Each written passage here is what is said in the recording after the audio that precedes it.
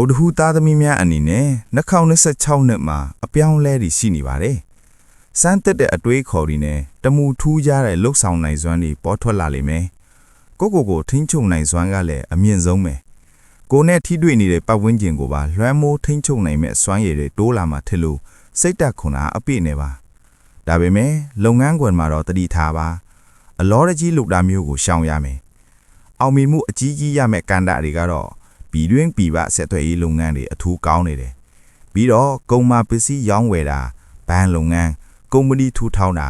73စီရတနာပစ္စည်းရောင်းဝယ်တာနဲ့အပန်းပြေစကန်ခွင့်တာမျိုးတွေလည်းအရန်ကောင်းတယ်။တတိထားရမှာကတော့ကြာတာပလေးပါသမီးနဲ့စနေသားသမီးတွေနဲ့ပူးပေါင်းလောက်ကင်တာမျိုးကိုအထူးဂရုစိုက်ဖို့လိုလိမ့်မယ်။ဒါပေမဲ့ပြောစရာသတင်းကတော့ဆက်ပစ္စည်းနဲ့အိမ်ချမ်းမြေဝယ်ယူတာတွေဝင်လာတာတွေရှိနေတယ်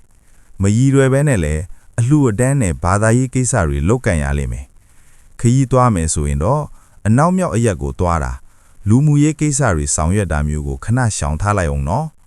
ချစ်ချင်းမေတ္တာရေးရမှာ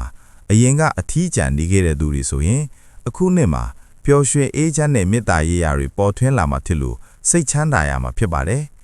အိမ်တော်ရှင်တွေအတွက်လည်းသားသမီးအတွက်သတင်းကောင်းတွေကြားရမယ်အိမ်တော်တည်ဆောက်နိုင်မယ်အမွေအနှစ်တွေရရှိတတ်တယ်ပညာရေးနဲ့ပတ်သက်ပြီးသတိထားရမှာကတန်ရောစင်နှောင်ဖွဲ့မှုတွေကြောင့်ပညာရေးနှောင့်နှေးနိုင်တယ်တကယ်တော့မင်းတို့ကထူးချွန်ပေမဲ့မိသားစုကအားပေးမှုအနှဲငယ်လိုနေတတ်တယ်ဒါပေမဲ့ဒီနှစ်မှာမထင်းမှတ်ပဲ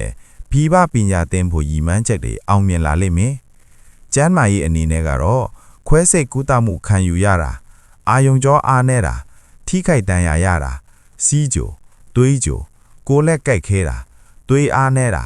နှလုံးတုန်တာမျိုးတွေခံစားရတဲ့လို့ဂရုစိုက်ပေးပါရရအနေနဲ့ဗုဒ္ဓဟူးနေ့မှာအောင်တပြေညွတ်လက်ဖက်ညွတ်တရက်ညွတ်ဇီးညွတ်မေမျိုးပန်းကိုးပွင့်ကိုပေါင်းဒီတော့အစိမ်းရောင်တန်ဦးနဲ့ဖះကိုကတ်လူပေးပါပန်းတက်စီနဲ့ရေတော်တက်စီလည်းကတ်လူရပါမယ်ပြီးတော့ယိုကိုးမျိုးလမုံလိန်မော်ဒီစတူမတူယိုစွန်းတော်ကိုလည်းလူပေးပါအကျိုးပေးမဲ့အခရာတွေကတော့ဝအလုံးထစင်သူအဖဘီအကျိုးပေးကဏ္ဍတွေကတော့1 4 6တို့ဖြစ်ပါတယ်